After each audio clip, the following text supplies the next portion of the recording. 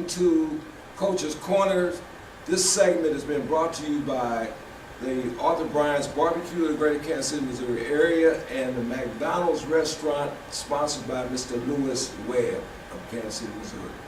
And today we are at Lincoln Prep and we are interviewing a very outstanding young lady here at Lincoln Prep.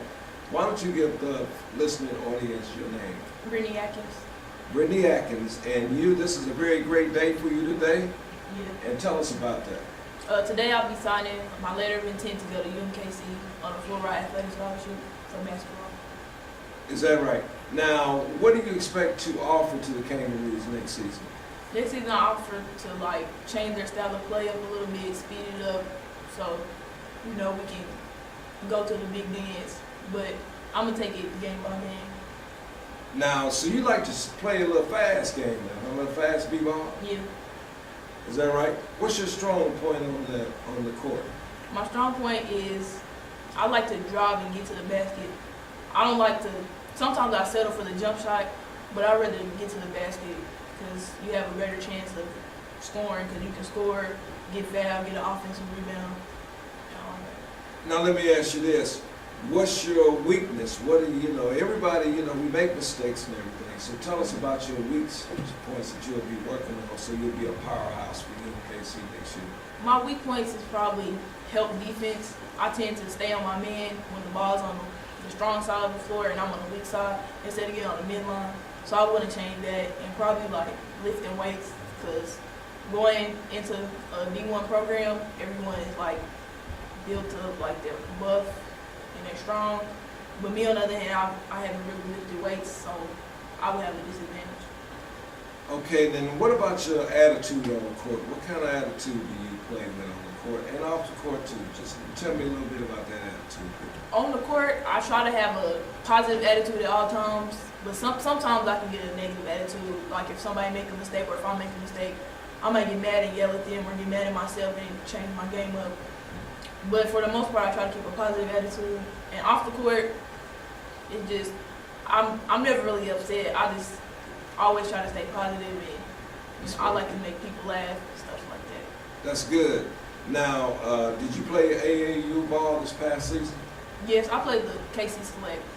And who was that? Is that the Dirty Shirts? Who is that? Our uniform colors is red and white, and the head coach is Ernest Jones. Ernest Jones. Yeah, he's the head coach. He's really been in my life since I was about 3. When down in Brush Creek, that's probably where it all started. And he always wanted me to come play with him since forever, and it was always no. And then finally last year I came to play with him and just seen a totally different side of basketball. I would go and probably, if not more than half of the bleachers would be filled with D1 college coaches, and it just all shocked me. And last year I would be nervous because it was my first time, but this year I think I did pretty good with it.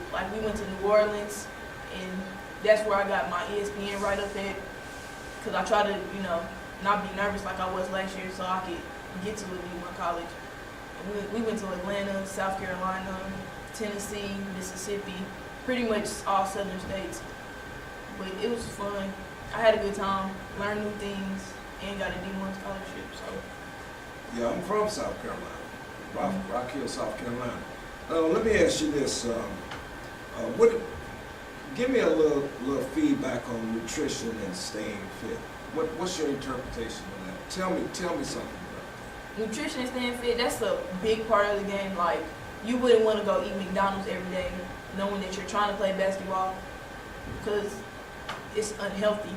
And staying fit, you have to stay in condition so when you're in the game you can keep running.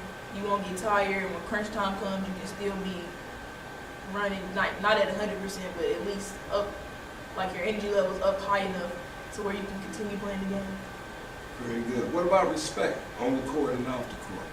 Respect on the court is pretty much, I wouldn't say everything, because sometimes I'll try to get in somebody's head and disrespect their game just to get in their head so their game could be off. But as far as it's a certain extent where you take that respect though, because you don't want to get them mad, make them fight you, then both of y'all get texts And like referees and your coaches, you should respect them because they the referees they're the ones that call the game, so they have the game in their hands. And then your coaches, you wouldn't want to disrespect them because they give you your playing time. They help you throughout the game and in practice. So you want to respect your coaches. Now, and authority. Yeah. And authority in general. Now, let me ask you a question. How do you handle disappointment? Disappointment. Disappointment on the court, off the court, because that kind of shapes who you are. I mean, it's okay as long as everything is good, but when things are not bad, how do you handle that disappointment? Coach say, hey, sit on the bench, or you're not playing hard enough. Though that's constructive criticism, and sometimes it sends a tone of disappointed that you didn't do your best. So how do you deal with that? Well, growing up, I never handled disappointment well. Like, it would be times when my dad, last year, because he was the coach, he'd sit me down and I'd get mad, like, why are you sitting me down? Like, if I did something wrong. But I know now, growing up and maturing, I know that it's just so I can get my head back together, get back in the game and do what I have to do. But I've learned since last year to take disappointment better because it can get in your head during the game and make the game be off. That's absolutely right. Because you got to stay focused, right? Yeah. And so that you can keep motivating your passion. Is that right? So when we work in our passion zone, we do our best, right? Right. Especially when things, a game like basketball, that you are just going wild. Yeah. Now tell me something about education. Education. Education. Very important. Education is very, very important. Tell me about education. Tell me about listening and those types of things. Talk to me a little bit about education. Education is it is more important than if you have homework or something, you need to do that before you go to the gym.